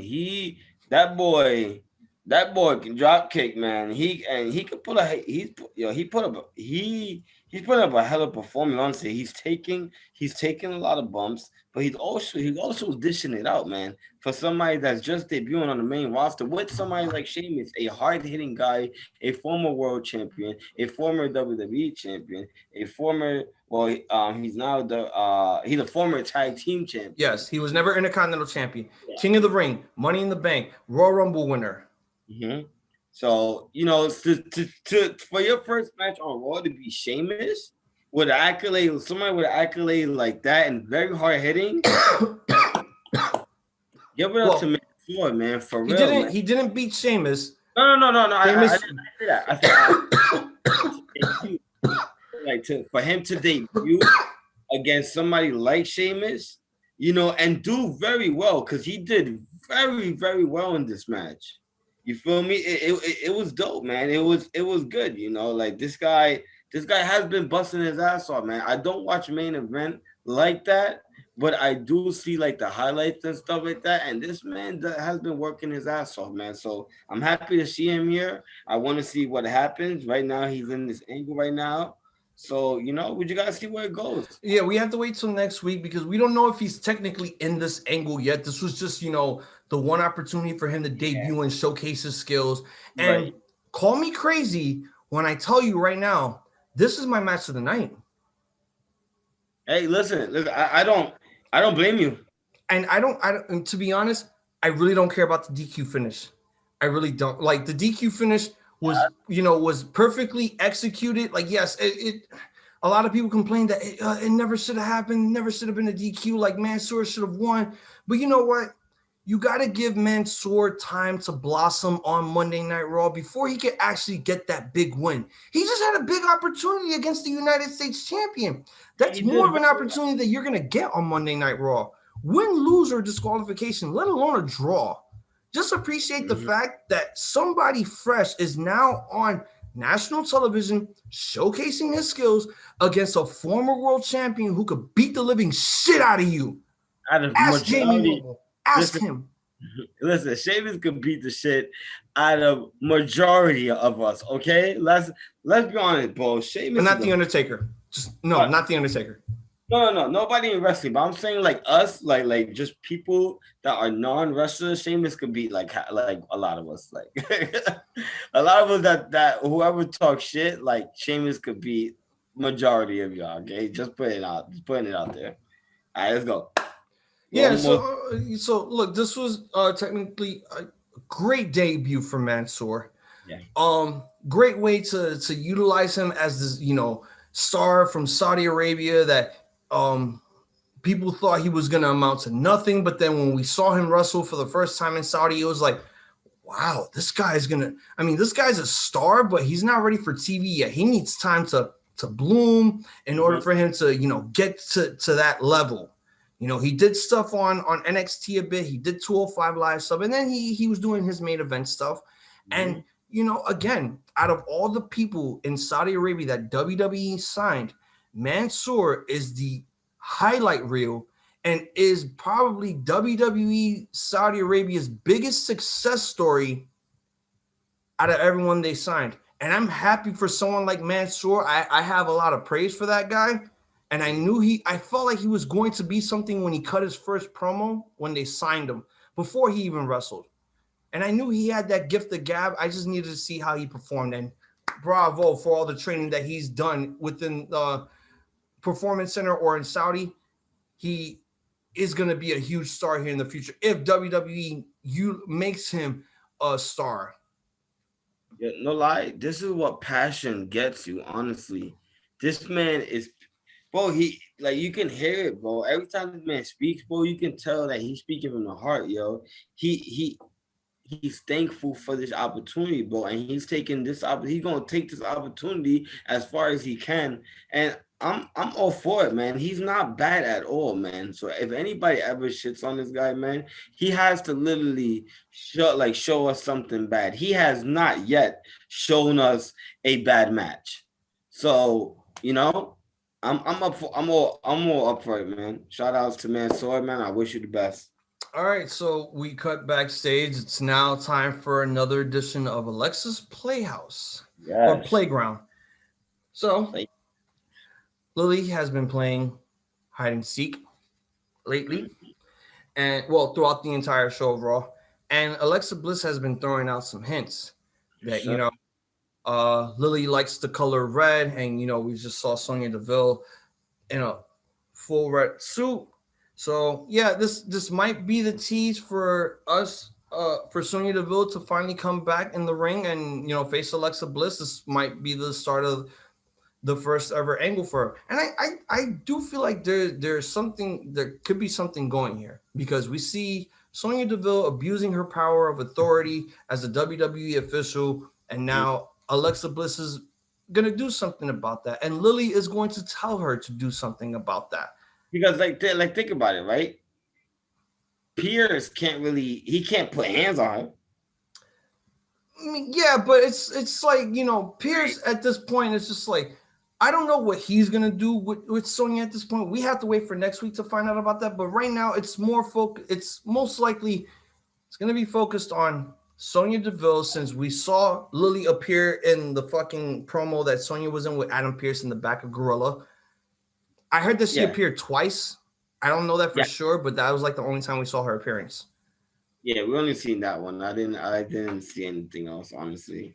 So yeah, we will just have to wait to see what happens next week. We have to see what Lily's gonna appear on next week before another Playground segment, and then another close up of Lily laughing and yo, I love it, man. I always forget, and what's fucked up, I always forget that she does that little shit at the end where she goes, dun, dun. And like, yeah, I always forget that shit. That shit always get. So Oh we have yeah. the women's tag team championships being defended again against Naomi and Lana, and basically they did the same exact stick that they did on SmackDown. They had Nia on SmackDown. They were doing most of the offense on Shayna because Nia was outside of the ring most of the time, and blah blah blah bullshit. They did the same thing here, except now they thought that, like, I was thinking to myself that, oh, this might finally be the time that they lose the women's tag team championships, because Shayna Baszler put out an ultimatum, like, no more distractions or this or else. Yeah. So they do this, and again, Shayna Baszler taking all the offense, Nia Jax just doing dumb shit on the outside. Reginald interferes. Lana gets put in the choke like twice. She breaks up the first time, and then the second time she gets on it, and then she taps. That's it. I don't care. It was bullshit, because again, it's just like, why are we still continuing this? You want to see this match WWE just made? What? Rhea Ripley versus Damian Priest versus Drew McIntyre. That's raw talk. Imagine that shit, bro.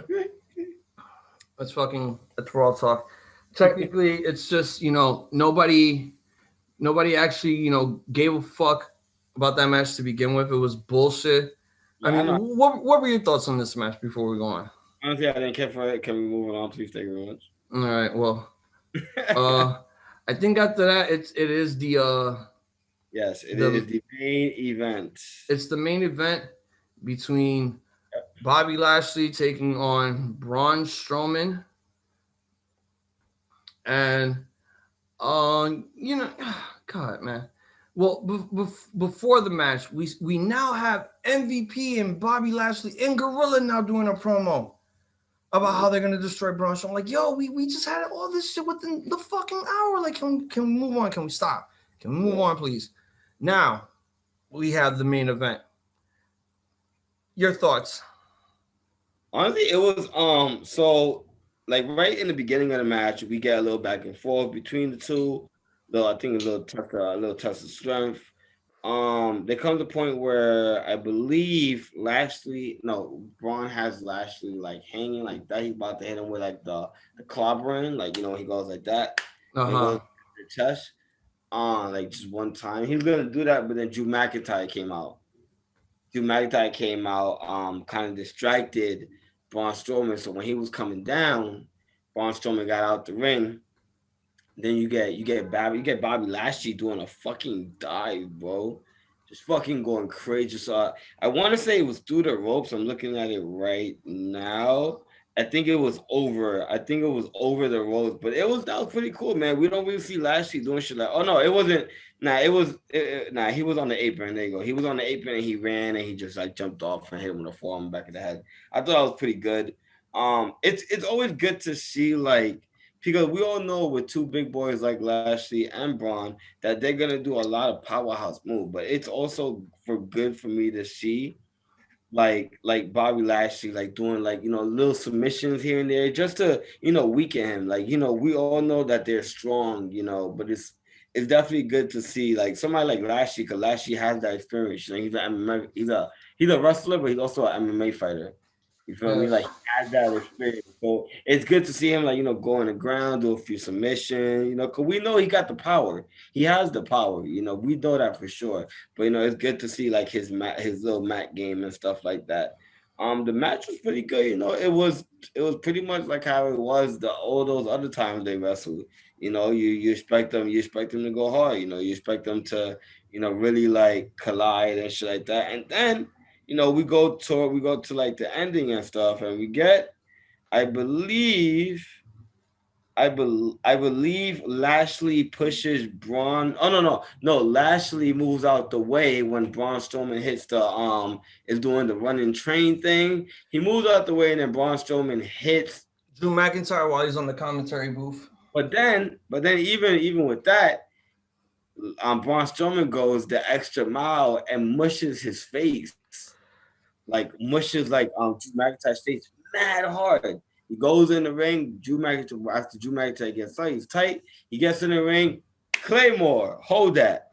Well, You hold that. that was like the post match. Basically, what happens is just Drew McIntyre goes on top of the apron outside of the ring. He distracts Braun. Spear by Bobby Lashley. 1, 2, 3. Bobby Lashley wins, and then the whole Claymore thing happens to Braun, and then I think it goes to Lashley after that. I don't know, but It goes to Lashley right after, and then they announce that next week is going to be Drew versus Lashley in the main Yeah. event for the go home show before Redacted Backlash. I mean, this was a good match between two big hoss guys. I mean, we've seen these guys, destroy each other on many occasions. These guys destroyed the LED boards on the Titantron. They had a last man standing match. They did a lot of things, crazy. This wasn't as crazy as like all the other stuff that they've done, but it was, okay for what they were trying to build for the main event. And, for next week, since Drew appeared mid-match, to show up and then do commentary. And then, when they did the go-home spot, that's when they went outside. That's when Braun was like, choo-choo. He did his little steamroller thing. And then, Bobby gets out of the way, runs into Drew. Yeah. Mushes him. Drew doesn't want to touch Braun because that basically gives, Bobby Lashley the DQ technicality win. So Braun runs back. Drew gets up on the apron, distracts Braun. Spear by Bobby Lashley. 1, 2, 3. Bobby Lashley wins. It's most likely going to be the same thing next week. Bobby Lashley, wins via distraction by Braun Strowman, distracting Drew. Spear 1, 2, 3, and then we go on to the pay-per-view after that. So, the ending here was good. It was really good here. I mean, I can't complain for what they try to do. Braun Strowman is a monster among men of all things. He is a beast. He really is. And I think now after his whole thing with Shane McMahon, he's finally refreshed, recharged, and not being called stupid anymore, and is actually becoming the beast that he is. Mm-hmm. Even though he lost here, it was basically like, oh, here, take this win back after I beat you multiple times and on a pay-per-view. And you're the WWE champion, so you have to look strong going into the pay-per-view too. Look, I had this little theory. It's not nothing too crazy, but I don't know. I had this weird theory that I feel that T-Bar and Mace are like somehow in cahoots with Braun Strowman. Again, that's speculation, but we'll just have to wait and see what happens.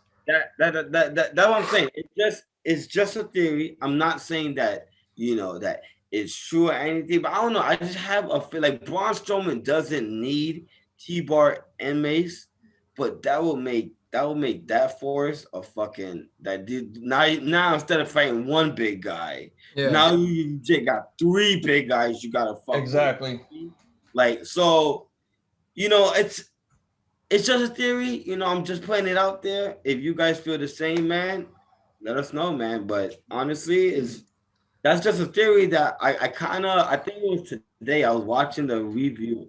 I was watching the show, whatever, and it's like it kind of clicked to me. I'm like, yo, maybe it could be something here with Braun Strowman and T-Bar and Mace, but we just have to see. We got to see what happens. But yeah. So that basically closes out Raw. Give your quick thoughts and your grade, and then we could wrap up the show from here. All right, so I'll be honest. Show, like you said, it was 50-50. So with me, like I had my highlights. Riddle, Orton. The main event was pretty dope. The match, a debuting Mansoor was freaking dope. He did very, very well. Yeah, so honestly, in the show, I'm in like the middle, so I want to say a 2.5 right after middle. Like no, that's bad. You mean a 3.5, which is a good. There you go, a good. It was like you said, it was like it had its good part, but then it had its bad part. So it was like in the middle. It was even. It was a straight line. There was nothing squiggly about it. The only squiggly thing that I could say that was wrong about this. Again, what the fuck? Why of all people are you gonna bring back fucking Eva Marie? Like This is the work of John Laurinaitis, ladies and gentlemen. You got rid of Samoa Joe. You got rid of the Iconics. You got rid of Mickey James just to bring back this fucking woman. Everything else about Raw was great. The matches were actually good. That was actually besides the women's tag team championship match, which nobody cared for. Everything about Raw actually, with the matches, it lived up. There were way too many backstage segments. MVP doing a lot of backstage stuff is, it's good, but it also gets annoying sometimes. Mm-hmm. Again, they really need to do something with Damian Priest after Redacted Backlash, because this is enough with this angle. Enough is enough. You're not gonna make Damian Priest a star if you're continuing the same angle over and over and over, week after week. He needs to do something new. Yeah. Angel Garza and Drew Gulak, probably the most original thing ever. Yeah. Man, the debut of Mansoor. Can't wait to see what you're going to do next week. Hopefully you are in this angle with Sheamus and Humberto. And if they make that match like for a Redacted Backlash, I would love to see it, because maybe it will give Mansoor time to bloom on a pay-per-view debut of all things. WWE Championship stuff was good, but I think there was too much build up to that stuff, to the point where they didn't make any new announcements for new matches for Redacted Backlash. And again, Charlotte just being Charlotte. And Lily, can't wait to see whose promo you're going to appear on next week. Again, this was the worst. This was the good and bad 50-50 booking of Raw that they've done. So I'm actually going to give this also 3.5, which is a C+.